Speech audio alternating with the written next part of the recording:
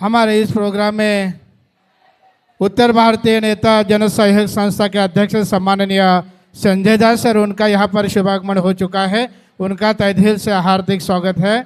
विभूति विद्यालय के संस्थापक अध्यक्ष सम्माननीय राकेश तोमर सर, उनका ही यहाँ पर शुभागमन हो चुका है। उनका भी तहे दिल से हार्दिक स्वागत है। पत्रकार अर्जुन चमटे सर, उनका भी यहाँ पर शुभागमन हो चुका है। उनका भी तहे दिल से हार्दिक स्वागत। Secretary Waghade state doctor association doctor Nileshman, उनका भी यहाँ पर शुभागमन हो चुका है। उनका डॉक्टर नीलेशमन, उनका यहाँ पर शुभागमन हो चुका है। उनका भी तहे दिल से हार्दिक स्वागत है। सम्माननीय कोकाट सर, उनका यहाँ पर शुभागमन हो चुका है। उनका भी तहे दिल से हार्दिक स्वागत। सम्माननीय मांडवे सर, उनका भी शुभागमन हो चुका है। उनका भी तहे दिल से हार्दिक स्वागत। सम्माननीय मिलिंद जी मौर्य सर, उनका भी शुभागमन हो चुका है। उनका भी एज्युकेशन की ओर से तहे दिल से हार्दिक स्वागत है। हां, आणि ज्या ज्या मान्यवरांचा नामोल्लेख केलेला आहे त्या मान्यवरांना व्यासपीठावरती येण्याची विनंती आहे। सभी अतिथिगणों से विनती है कि आप मंच पर आने की विनती है। हाँ हाँ, सम्माननीय संजय जी जहाँ, सम्माननीय राकेश तोमर सर, सम्माननीय अर्जुन चमटे सर, सम्माननीय नीलेशमन सर, सम्माननीय कोकाटे सर, सम्माननीय मांडवे सर, सम्माननीय मिलिंद जी मौर्य सर, सभी से विनती है मंच पर आने की।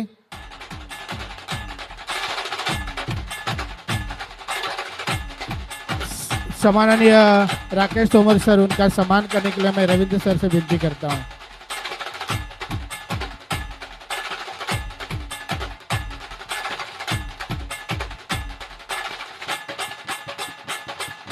यह जरूरी नहीं कि इंसान हर रोज मंदिर जाए, कर्म ऐसा होना चाहिए इंसान जहाँ भी जाए वहाँ मंदिर बन जाए। ऐसे हमारे आज के अतिथि सम्माननीय राकेश जी तोमर सर, उनका सम्मान करने के लिए मैं विनती करता हूँ। गति के लिए चरण और प्रगति के लिए आचरण होना बहुत जरूरी है। आपके साथ मधुर संबंध यही हमारा सबसे बड़ा धन है और यही धन को नमन करते हैं। ऐसे हमारे आज के संजय जी झा सर, उनका सम्मान करने के लिए मैं विनती करता हूँ।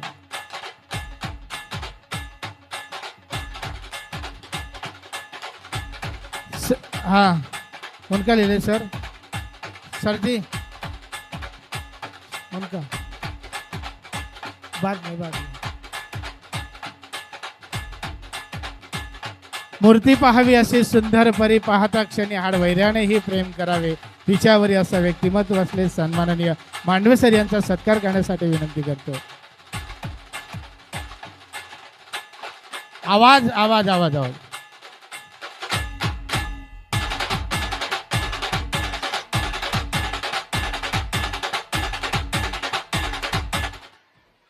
हेलो भाई, आवाज आवाज कम है जरा। हेलो, आता है तो? हाँ हाँ, जर आपले विचार चांगले असतील तर आपलं हृदयसुद्धा कोणत्याही मंदिरापेक्षा कमी नाही, असा व्यक्तिमत्व असले माननीय मिलिंद जी मौर्य सर यांचा सत्कार करण्यासाठी विनंती करतो। नेतृत्व, कर्तृत्व आणि दातृत्व यांचा त्रिवेणी संगम असलेले व्यक्तिमत्व सन्माननीय कोकाटे सर यांचा सत्कार करण्यासाठी मी रवींद्र सरांना विनंती करतो।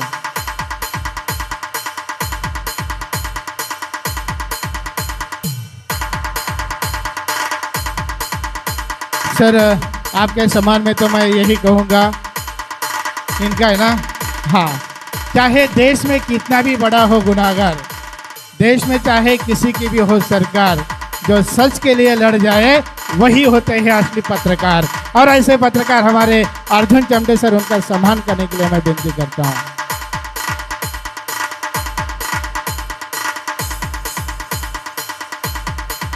सभ्यता, शालीनता आणि प्रचंड बुद्धिमत्ता यांच्या त्रिवेणी संगम असलेले व्यक्तिमत्व सन्माननीय निलेश होळ, डॉक्टर निलेश होळ यांचा सत्कार करण्यासाठी मी विनंती करतो।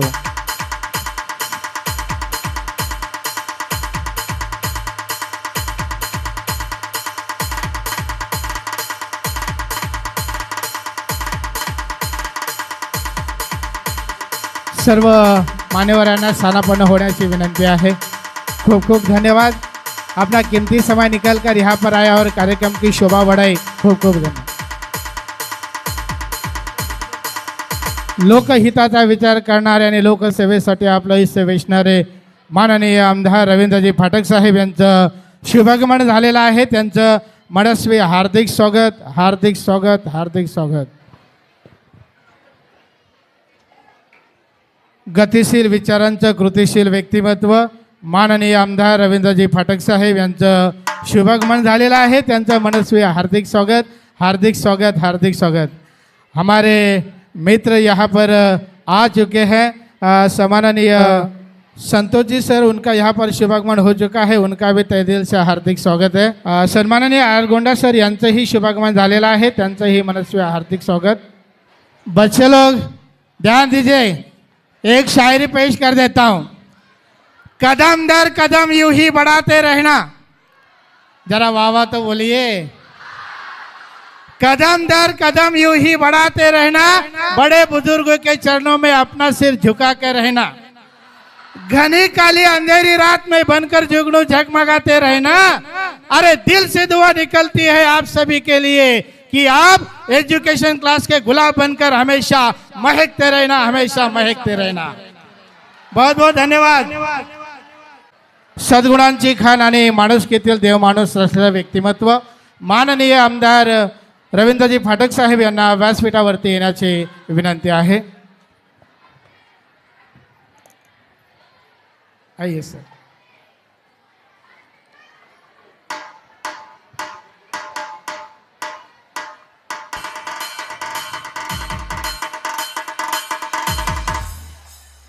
सर, आपके सम्मान में तो मैं यही कहूँगा, स्वीकृत किया आमंत्रण, रखा हमारा मान. स्वीकृत किया आमंत्रण, रखा हमारा मान. कैसे करे कृतज्ञता, स्वागत है श्रीमान. अर्पित श्रीमान आपको ये चंद सुवासित फूल, माफ करना हमें जो हो जाए हमसे भूल. बहुआयामी आप हो, बहुआयामी काज, पाकर अपने बीच में पुलकित है आवाज, पुलकित है आवाज. सोन्या चांदीच्या कोंदणात प्रकाशतात हिरे, मान्यवर म्हणून शोभतात आपणच सत्कार मूर्ती खरे. आणि म्हणून तुमचा सत्कार होणं गरजेचं. हमने तो भगवान देखे नहीं है, मगर उनका होने का यकीन जरूर होता है जब जब आप जैसे नेक दिल इंसान हमें मिलते हैं. ऐसे हमारे आज के अतिथि, हमारे विधायक सम्माननीय रविंद्र जी फाटक साहब, उनका सम्मान करने के लिए मैं चारों भाइयों से विनती करता हूँ. जोरदार जोरदार तालियां होनी चाहिए.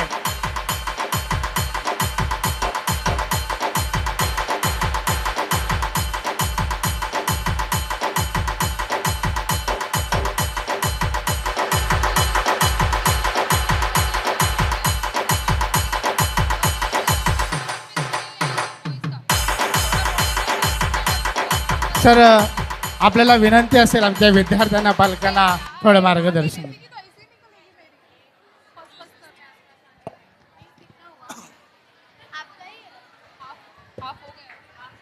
एज्युकेशन प्लस क्लासेस च्या माध्यमातून 2025 ॲन्युअल डे हा कार्यक्रम आपण आयोजित केला आहे.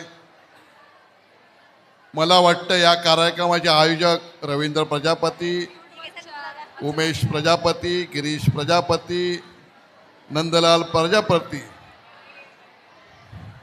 सगळे प्रजापती आणि सर्व त्यांचं या क्लासेसचे पूर्ण टीम यांचं मनापासून मी अभिनंदन करतो. दरवर्षी आपण हा कार्यक्रम आयोजित करतात आणि या कार्यक्रमाला एन्जॉय करण्यासाठी ही मुलं हा दिवस वाट बघत असतात. आणि त्या दिवसाची वाट आहे. दरवर्षी आपण मुलं कार्यक्रमाच्या माध्यमातून काय होते क्लासेसमध्ये ते आपल्याला एन्जॉय करण्यासाठी येत आहे. जास्त वेळ बोलण्याची इच्छा नाही की मुलं एन्जॉयमध्ये आहे. पण खास करून तुमचं प्रजापती ग्रुपचं मनापासून धन्यवाद करतो की क्लासेसच्या माध्यमातून या ठाणे शहरामध्ये, वाघे स्टेटमध्ये एक चांगलं नाव एज्युकेशन प्लस क्लासेसचं नाव आहे. त्याच्या माध्यमातून एवढ्या विद्यार्थ्यांनी आणि एवढ्या पालकांनी आपल्याला जो विश्वास टाकला, याचंच कौतुक मनापासून आपलं करावं असं मला वाटतं. मी मराठीमध्ये बोलतोय, चालेल ना? या म्हणजे आपको जो इधर के ठाणे के लोग आपके ऊपर जो विश्वास एजुकेशन प्लस के ऊपर डाला है, ये बच्चे लोग और पालक लोग ने, इसका ये उपस्थिति के माध्यम से हम लोग को समझता है कि आपके क्लासेस से माध्यम से बच्चे लोग अच्छे पढ़ाई हो रहे हैं और वो पढ़ाई कायम स्वरूप आपको अपना ऐसा ही चलते रहे, ऐसा मैं हमको शुभेच्छा देता हूँ। और अभी आपने बुला के मेरा सम्मान किया, इसके लिए आपका टीम का और एजुकेशन प्लस क्लासेस के टीम का मन से दिल से शुक्रगुजार। आपण बोलवल्याबद्दल धन्यवाद। जय हिंद, जय महाराष्ट्र। बहुत बहुत धन्यवाद सर, बहुत बहुत धन्यवाद सर। एक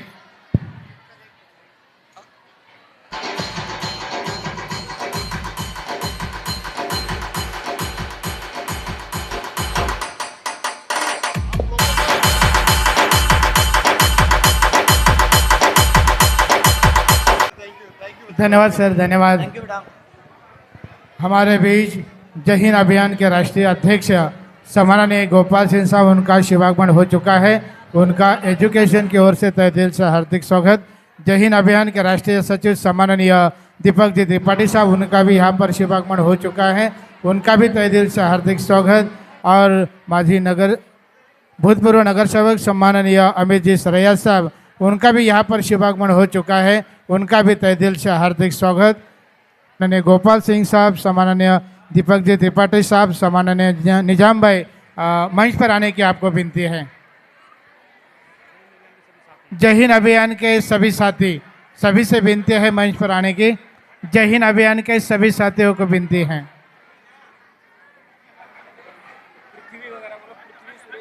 पृथ्वी सुरेश यादव, उनको भी मंच पर आने की विनती है।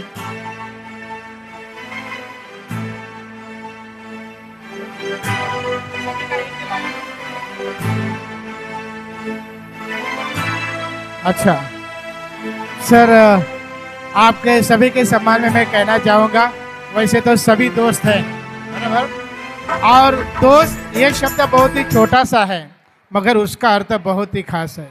जो सारे अपने दोष को अस्त कर देता है उसे दोस्त कहते हैं। और दोस्त साथ है तो रोने में भी शान है, और दोस्त साथ नहीं है तो महफिल में भी शमशान है। इसलिए दोस्त के सम्मान में मैं कहूँगा, कुछ रिश्ते खून के होते हैं, कुछ रिश्ते पैसों के होते हैं। कुछ रिश्ते खून के होते हैं, कुछ रिश्ते पैसों के होते हैं। बिना रिश्ते ही जो रिश्ते निभाते हैं, शायद वही फ्रेंड कहलाते हैं। सभी यहाँ पर मित्र परिवार का मैं तहे दिल से हार्दिक स्वागत करता हूँ और रविंद्र सर से विनती करता हूँ कि वो गोपाल सिंह साहब का सम्मान करें। तालियां तालियां होनी चाहिए, जोरदार तालियां होनी चाहिए।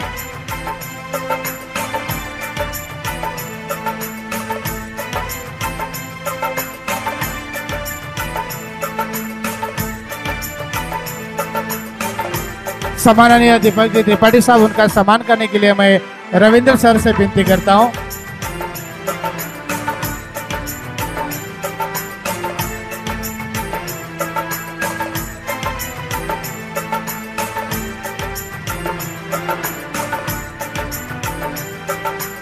डॉक्टर सम्माननीय शैलेश सिंह साहब और गुलाब झा, उनका यहाँ पर शुभागमन हो चुका है। उनका तहे दिल से हार्दिक स्वागत है और उनको मंच पर आने के लिए विनती है।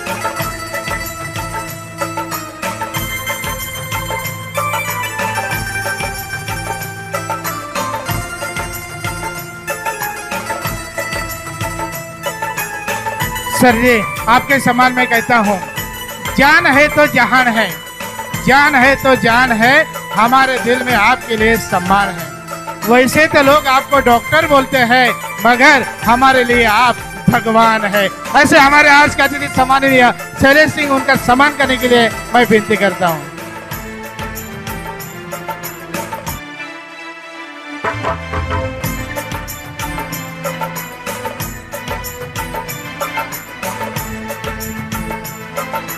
मूर्ती पाहावी अशी सुंदर परी, पाहता क्षणी आड वैराने प्रेम करावी तिच्यावरी, सन्माननीय गुलाब शाह यांचा सत्कार करण्यासाठी मी रवींद्र सरांना विनंती करतो.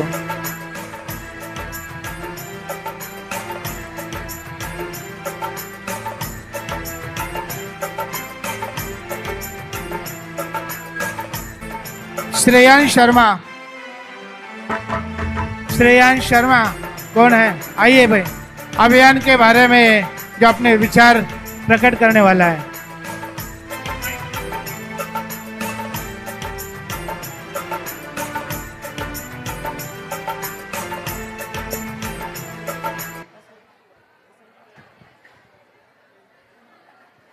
सरफरोशी की तमन्ना अब हमारे दिल में है, सरफरोशी की तमन्ना अब हमारे दिल में है.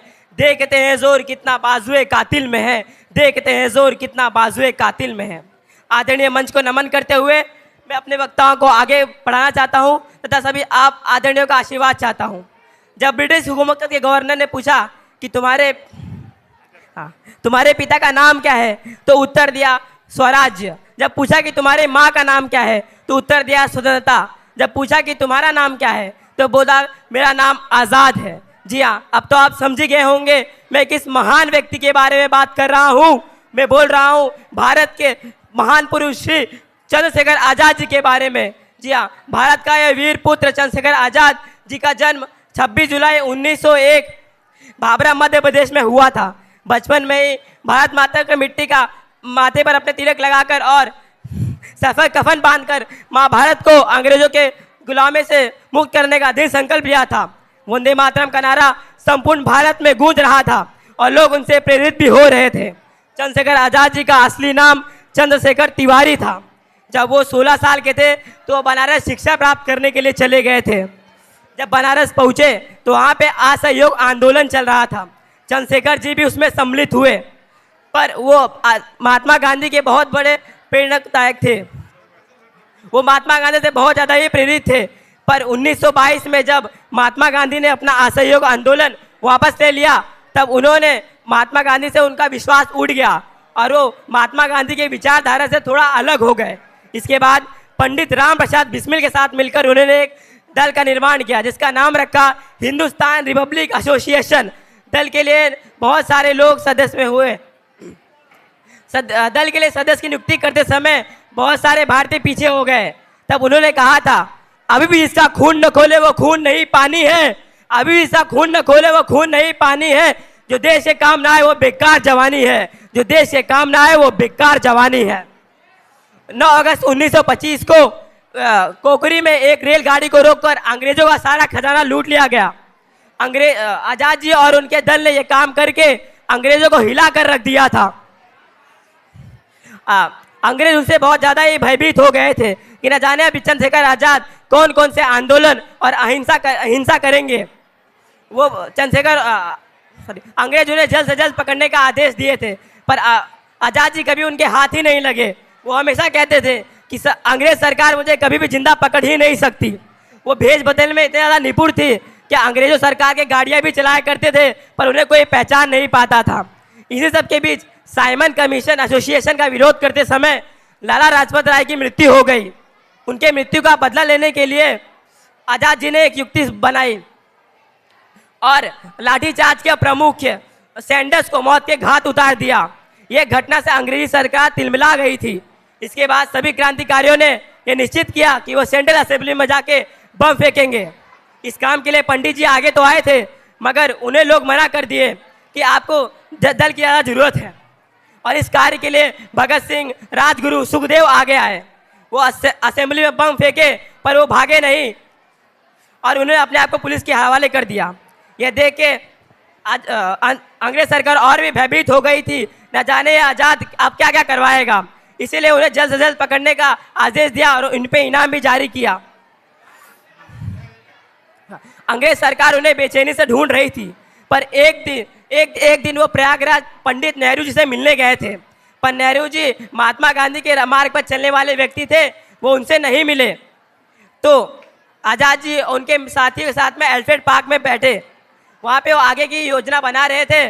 तभी एक जासूस ने उन्हें देखा और जाके अंग्रेज सेना को ये बता दिया कि एल्फ्रेड पार्क में जो व्यक्ति बैठा है वो और कोई नहीं, चंद्रशेखर आज़ाद है. तभी अंग्रेजी सेना तुरंत ये पाक में पहुंची और गोलीबारी शुरू कर दी। गोलीबारी शुरू कर दी। आज़ाद जी ने भी मुंह तोड़ जवाब दिया, पर उनके पास गोली कम थी। उनके पास एक आखिरी गोली बची और वो आखिरी गोली अपने आप को मार लिए और शहीद हो गए। एक आखिरी लाइन बोलना चाहता हूँ कि मलते रह गया हाथ शिकारी, उड़ गया पंछी तोड़ पिटारी। मलते रह गया हाथ शिकारी, उड़ गया पंछी तोड़ पिटारी। अंतिम आखिरी गोली खुद को मारी, जियो तिवारी जने उधारी, जियो तिवारी जने उधारी। Thank you. जय हिंद, जय भारत। गोपाल सिंह साहब, आपसे भी विनती है, अगर हमारे छात्र को अनमोल विचार 2 मिनट। पहले ही बंधन बांध दिया कि 2 लाइन। सारे बच्चे पहले शांत हो जाओगे आप लोग, मुझे यहाँ पे साइलेंट चाहिए। मैं सारे बच्चों से बोल रहा हूँ, शांत हो गए। सर्वप्रथम सर, आपका ये 25th एनुअल जो फंक्शन है एजुकेशन प्लस क्लासेस का, Nandlal sir, Girish sir, Umesh sir, Ravinder sir, आप लोग को जय हिंद अभियान की तरफ से बहुत बहुत सारी शुभकामनाएं। बच्चों, मैं आपको एक बात बताना चाहूँगा, क्योंकि मैं पिछले 4-5 वर्षों से यहाँ पे आ रहा हूँ। मैं सर, आप लोग के बारे में मैं ऐसे बढ़ा चढ़ा के नहीं बात कर रहा हूँ। मैं देखा हूँ कि आप बच्चों को अपने परिवार की तरह देखते हो। मैंने बहुत बार आपके प्रोग्राम मैंने अटेंड किए हुए हैं, जो आपके साइंस एग्जीबिशन होते हैं, ऐसे फंक्शन होते हैं, क्योंकि मैं भी एजुकेशन लिया और मैं भी कहीं ना कहीं उसी फैमिली से बिलोंग करता हूँ। लेकिन आप लोग का जो व्यवहार है, जो आप लोग का आचरण है, वो बच्चों के सामने दिखता है। मतलब ऐसा नहीं कि दिखाने के लिए कुछ और है और फिर यहाँ पे कुछ और है। इसके लिए मैं सर आप लोग को तहे दिल से मैं आपको धन्यवाद कहूँगा। बच्चों, मैं अभी श्रेयांश नाम था उसका, मैं उसको जय हिंद अभियान की तरफ से बहुत बहुत प्यार दूंगा। मैं आपसे इतना कहना चाहता हूँ, मैं जब श्रेयांश यहाँ पे किसी क्रांतिकारी के बारे में बात कर रहे थे, इस क्लास में 50-60% बच्चे जो है वो कुछ ध्यान नहीं दे रहे थे। मैं आप लोग से पूछ रहा हूं, मैं आप लोग को पता है इस देश को आजादी कैसे मिली? पता है? अगर मैं आपको बोलूं कि भगत सिंह के बारे में या चंद्रशेखर आजाद जी के बारे में आके आधे घंटे बात करिए, आप बात कर सकते हैं? कर सकते हैं? तो जब श्रेयांश बोल रहा था तो उस समय आपको सुनना था, ठीक है?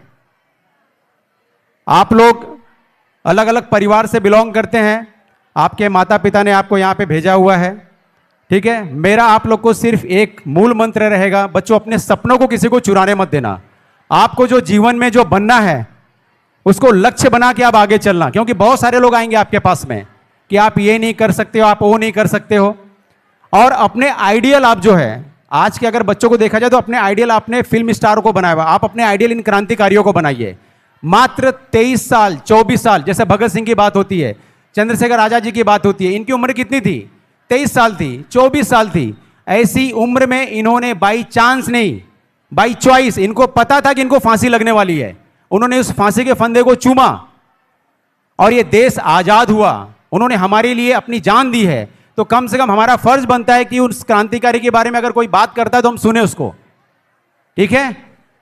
बस मैं इतना ही कहूंगा, और मेरी तरफ से आप लोगों को बहुत सारा प्यार। आप जीवन में आगे बढ़ें, ये मेरा आशीर्वाद है, और मैं इससे ज़्यादा कुछ नहीं कहना चाहूँगा सर। और एजुकेशन प्लस क्लासेस को अपने दिल से मैं आपको सर धन्यवाद कहता हूँ, क्योंकि आप लोग का सर मैं जो देखता हूँ सर कार्यक्रम और ये सब, मैं लोगों को बताता हूँ, एक मॉडल बताता हूँ कि आप एजुकेशन प्लस क्लासेस को भी जाके देखिए। बस इतना ही कहूँगा, और अपने अभियान के सारे भाइयों की तरफ से आप लोग को बहुत सारी शुभकामनाएं दूंगा। जय हिंद, जय महाराष्ट्र।